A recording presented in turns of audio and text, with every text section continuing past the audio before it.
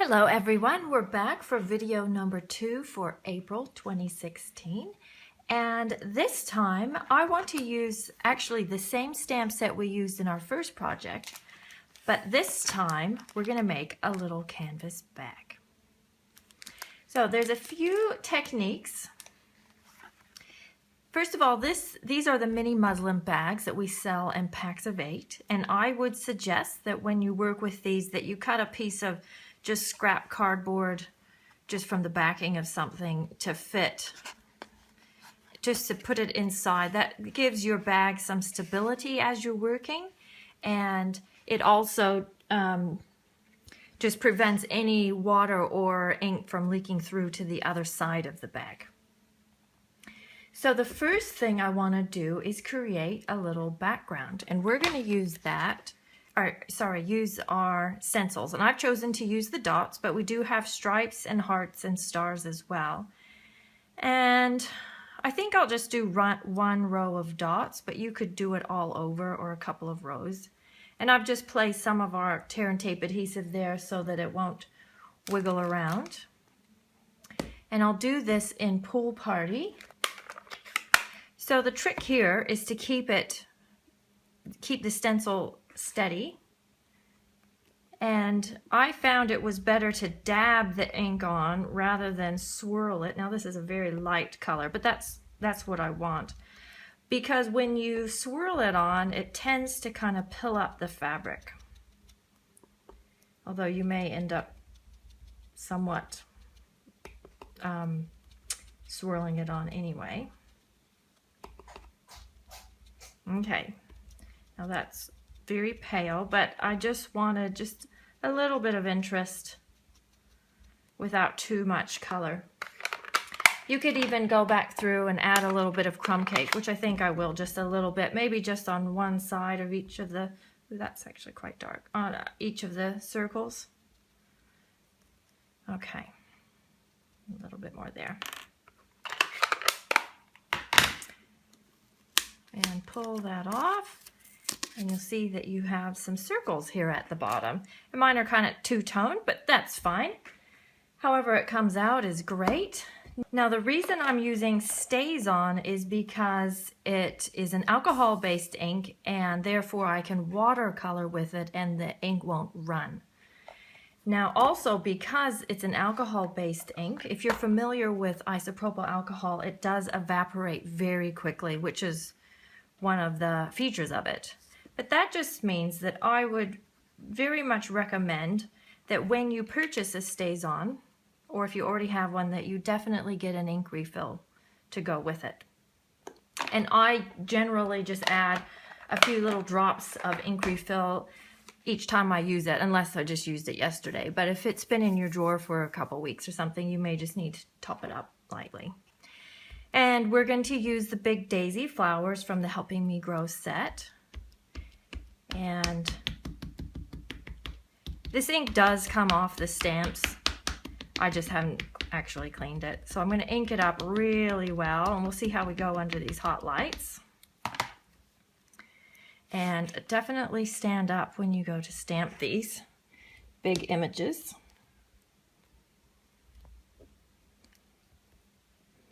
You'll find that it stamps a little differently on fabric than it does on paper. So that's pretty good though.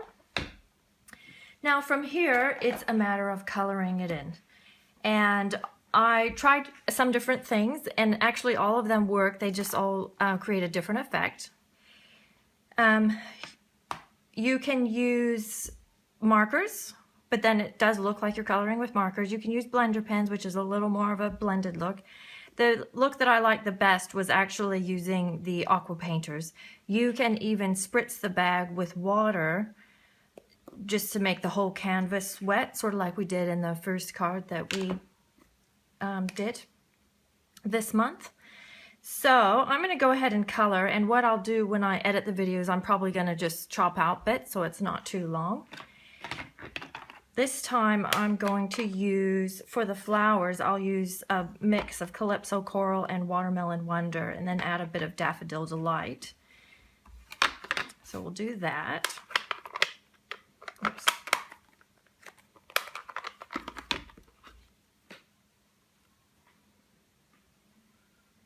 you'll see that it goes on kind of dark. It will fade a little bit as it dries, and the advantage of using water too is that you can kind of keep the color moving because it doesn't sink into the fabric straight away like it does on paper. It kind of sits on top, and then as it dries it sinks in a bit more. So you've got a little bit of wiggle room to move that around.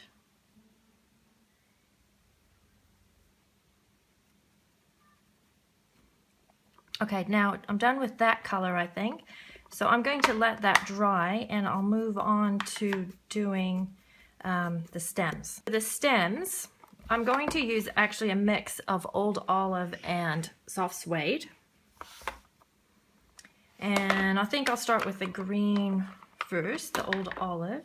Now I will say that, just in playing with this before, that it is easier to color if the bag is a little bit wet, or if you've got quite a lot of water running through there, the color just moves easier on the fabric. However, it also then has the potential to sort of bleed out of the lines, which is okay. You just know that that may happen. The more wet it is, of course, the more the color is going to move, which is a good thing, and could be a bad thing too. It depends on what kind of look you want. Okay, so you may notice that the green has kind of blended into that orange there because it's not completely dry.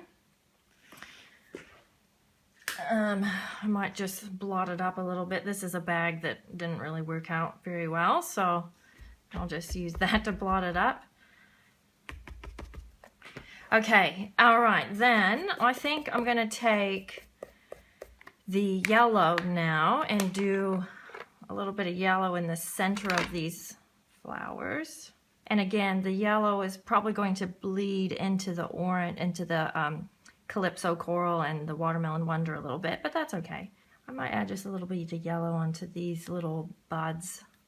I know they're technically green, but it is nice to just have a little bit of color there.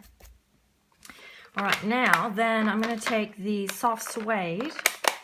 I always say not to squeeze these once you've got water running through, and I still would say don't squeeze them, but particularly on this project, you will want to make sure that the water is running through pretty freely because you do need a fair bit of water with this one. And then I can just take that soft suede and maybe just add a little bit onto the stems just for a little, you know, shading, a little color variation.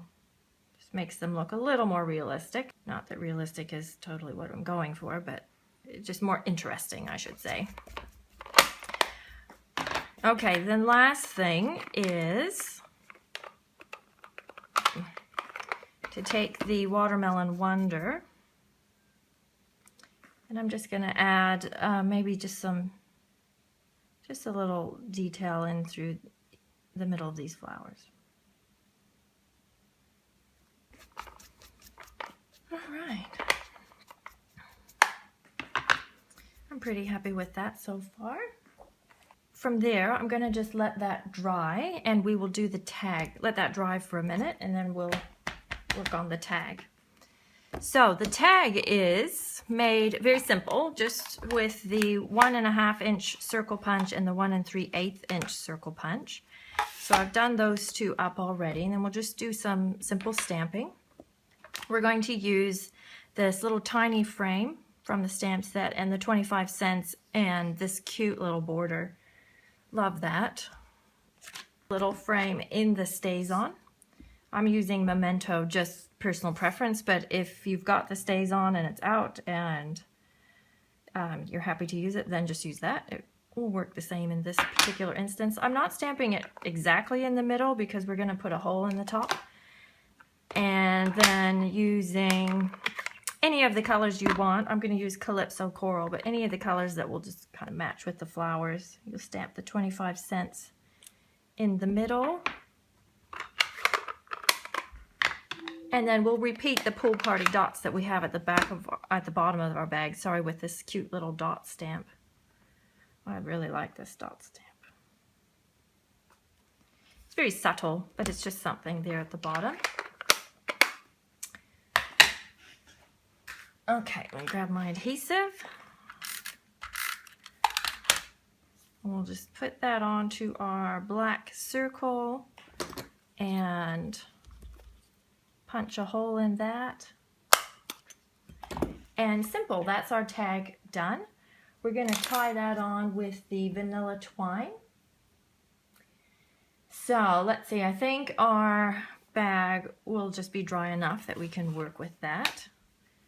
So what I'm going to do next is it comes with this twine already in it, which I suppose you could tie your tag on with this twine, but I'm just going to pull that out. And if you don't use it for your tag, you could save it for something else or play with the cat. And we're going to refill that little spot with some ribbon. This just makes all the difference. So be generous with your ribbon so that it can tie into a nice bow. And if you've taken my classes, you know that I say take a little more than you think, because if you have too little, then it gets thrown away, and if you have too much, well then, you know, so a few inches end up in the bin. It's okay. Now I'm going to rethread this using what's called a bodkin. This is because I'm also a seamstress. But if you don't have one of these, you could just use a safety pin. You just hook the safety pin through the ribbons and then thread it through. So this is basically just attaching to the end of the ribbons. And then you've got something solid to run through here, because there's no way you could push a ribbon through. It just makes it much easier. These things are well worth buying if you do any work with ribbons, that's for sure, or if you have children who have drawstrings that pull out. Okay, and that's that. Okay, that's that. It was that simple. So you can see, I think it's just much more interesting with the colored ribbon. Then to do our tag, we'll just put some twine through there. I like to make a little knot at the top of the twine, or the top of the tag here, rather than just letting it hang free. It just looks a little more, I don't know, attached or something. So it's something like that, and then you can tie it on from there. So from here, what I'll do is tie it to the ribbon. So it's just hanging down off the ribbon. And you can, I think I'll just leave those hanging as they are. So from here, we just need to fill the bag.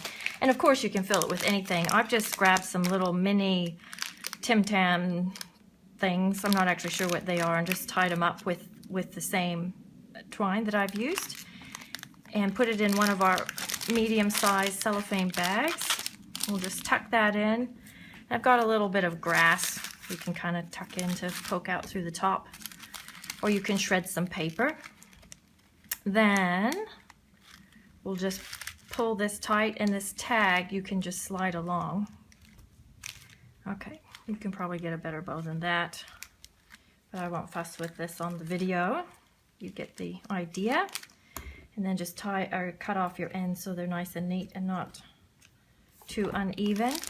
Okay, then I think the last thing we'll do is just add a few little sequins. And I did those last because they do take a little minute to dry, being on fabric, and this particular, the fine tip glue pen, is wonderful, but it does take a little bit of time to dry. So I find it's easiest to just add a little bit of glue to the project, whatever the project may be, and then put your sequins on top. Oops, that's quite a few. They always dump out like that. These sequins, by the way, are from the embellishment kit in the Occasions catalog. So there's gold, white, and blushing bride in here. Okay, so there you have it. And there's the original one that I did, so pretty similar. So I hope you've enjoyed that and learned a little something about how to use our canvas bags.